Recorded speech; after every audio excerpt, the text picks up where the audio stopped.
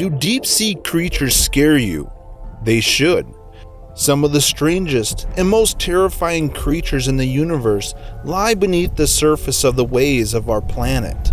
These next SCP creatures have the ability to wipe us off the Earth, but instead sit still in the depths of our ocean, waiting for the day to emerge. These are 3 Deep Sea SCP creatures. SCP-169, Object Class Keter. SCP-169 is summarized to be a marine arthropod of enormous size, known as the Leviathan, by generations of sailors and oral history. Presumed at first to be a myth, 169 was detected on an undisclosed date by Mobile Task Force Gamma-6 during an investigation of paranormal activity around the archipelagos. During the task force investigation, they discovered the archipelago to have moved at least 3 kilometers from its original location. Though initially believed this motion to be due to unusual quick continental drift, a reconnaissance mission performed by the USS Constitution revealed the archipelagos to be the protrusions of rock-like plates covered in enormous organic mass. The Foundation was brought in immediately to begin threat management. It is estimated SCP-169's body length to be between 2,000 and 8,000 kilometers. The creature is thought to have existed since the Precambrian era. No other specimens have been cited. Almost nothing is known about 169's habit, such as its reproductive capabilities, if any, food source, and nesting area, if any. Research regarding 169 is pending approval. The archipelago, known as Socotra Island, has historically been uninhabited, though claimed by the government in the 1700s. Upon handover to the Foundation, human presence was evacuated on the pretense of rising sea levels. Though the archipelago has remained above sea level for several millennia, any change of depth by 169 could result in the disappearance of the entire archipelago. 169 moves slowly, less than 1 kilometer per week, but seems only to be adrift. Its method of propulsion is unknown. Regular seismic tremors seem to have indicate breathing at every 3 months, causing minor shifts in the island's terrain, suggesting the creature is probably dormant. Because of the size, 169 cannot and almost certainly will never be contained. No structure on Earth is large enough or strong enough to contain 169. The location of 169 is not precisely known, but imaging satellites and analysis of eccentricities in the Earth's orbit suggest 169 is located in the southern Atlantic Ocean, possibly stretching around the tip of South America. Any satellite footage of a shift in land masses produced by 169 is to be removed and destroyed by embedded agents. The SCP Foundation believes that 169 is asleep due to it not being active. SCP-4217, Object Class Keter.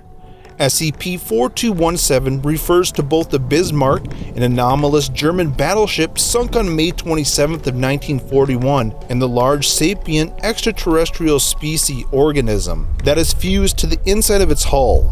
4217 possesses a pair of octopoid eyes, which protrude from the base of the battleship's superstructure, and 12 100 to 200 meter long appendages that extend from the opening in the stern. Aside from the presence of 4217, the battleship shows no sign of damage sustained from the battle, or subsequent decades submerged underwater.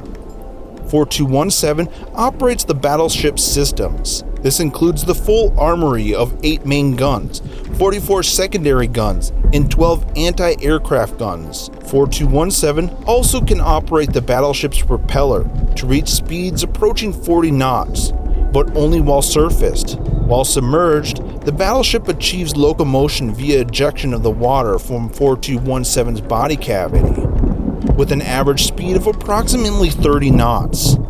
4217 typically remains submerged at a depth of 500 to 1100 meters, navigating its territory. However, 4217 will periodically surface and enter a hostile state. During this period, 4217 will seek and attack non-threatening targets, such as civilian cargo ships. If sufficiently damaged, it will revert to a passive state. However, it reverts after a median 9 hours. Foundation naval forces are to patrol 4217's territory, with 3 or more battleships under the guise of a brittle Royal Navy. During a hostile state, naval forces are to engage 4217 until it reverts to a passive state. Survivors from the civilian vessels attacked by 4217 are to be recovered and processed in accordance with the Maritime Disinformation Protocols. Here's an interaction with Captain Wegner of the SCP's named ship. This is Captain Kurt Wegner of the SCP's name. Can you understand me? Repeat, this is Captain Kurt Wegner of the SCP's named. Can you understand me? Please respond.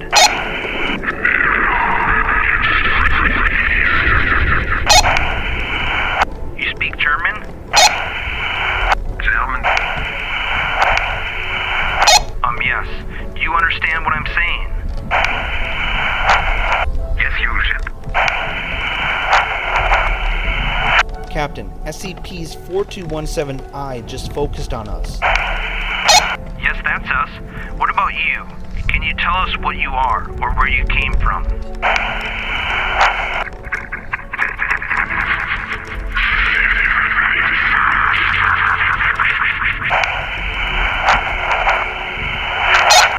Do you mean you don't know, or that you don't understand?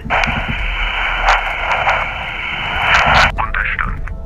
Remember many. What do you mean, remember many? Captain, it's sending us a video feed. Show me, and make a recording of it. Yes, sir. What is this? Remember many.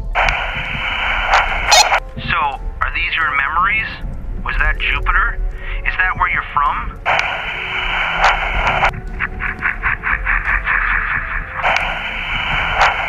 Jupiter, the big planet, with the red spot, the storm?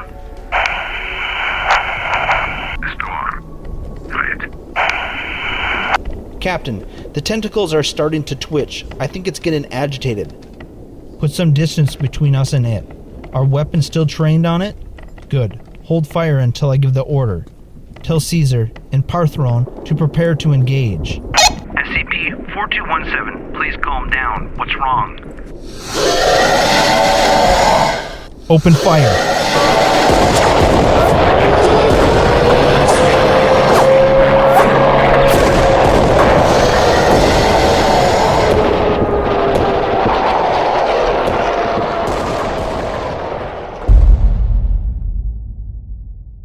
SCP-3000, Object Class, The Mule. SCP-3000 is a massive aquatic, serpentine entity strongly resembling a giant moral eel. The full length of 3000 is impossible to determine, but it is hypothesized to be between 600 and 900 kilometers. The head of 3000 measures roughly 2.5 meters in diameter, and the sections of the body are as large as 10 meters in diameter. 3000 is typically a sedentary creature, only moving its head in response to certain stimuli, or during feeding. The majority of its body is located in and around the Ganges Fan, an area in the sea with deep cavernous canyons. 3000 is carnivorous, and despite its sedentary nature, is capable of moving quickly to dispatch prey. Despite its size, it is hypothesized that 3000 does not require sustenance to maintain its biological function. While 3000 excretes a thin layer of viscous dark gray substance classified as Y909, a powerful amnestic, through its skin as it consumes prey. The end result of a digestive process is currently unknown. 3000 is a Class A cognitohazardous entity. Direct observation of 3000 may cause severe mental alterations in viewers. Individuals who directly observe 3000, as well as any individuals within an uncertain distance of 3000, experience inexplicable head pain, paranoia, general fear and panic, and memory loss or alterations. The following is a log from Site-151's historical records, written by Dr. Eugene Getz, about the initial discovery of SCP-3000 and the effects felt therein. The unease was felt throughout the entire crew as we descended on the first night. Whether this was due to our uncertainty at what we would discover, or something more sinister, I would not speculate. As we continued to descend, Williams began sweating profusely. When asked about it, he could not respond, stating that he thought he was missing something he could not deduce. As our descent continued, he began to act more and more erratically, at one point addressing myself as Darlene, and expressing uncertainty as to the task he was assigned to handle. Similar feelings are expressed by other members of the crew, but Williams felt it the most. His mimetic resistance was by far the lowest of all of us, but he was a biologist, not a mimeticist. When we finally came into contact with the entity, he began whimpering and had to be sedated. I remember him muttering the word no over and over again, as if in disbelief. He went silent after a while as we approached its head. When I looked back at him, something had gone from his eyes. He did not even so much blink as we made our final descent. At around 9:40 hours, we first observed the head of the entity. The unease was palpable now. Several other crew members complained of feeling hazy, as of what they were supposed to be doing.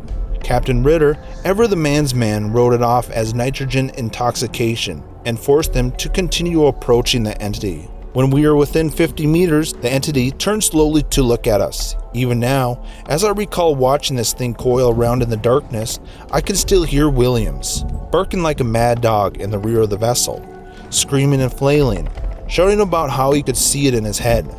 Perkins and Harrison tried to restrain him, but he got free and smashed his face into one of the portholes. He hit it so hard he cracked the inner layer of the glass.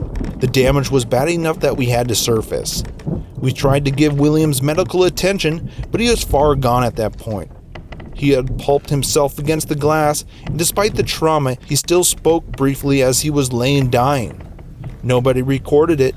We didn't think of it at the time, but I remember it well enough. He said, "There's nothing, nothing, nothing." By the time we had reached the surface several hours later, Williams was dead. At the time, I didn't think much about what he had said. Just the ravings of a man gone mad by the depths, I figured. I didn't know any better. But even now, I can still see the eyes of the creature. I see it hanging there in the darkness, illuminated by a light I cannot source, and I feel the lingering dread that Williams must have felt that night in the submersible, as he was overcome by whatever void that foul thing slithered out of.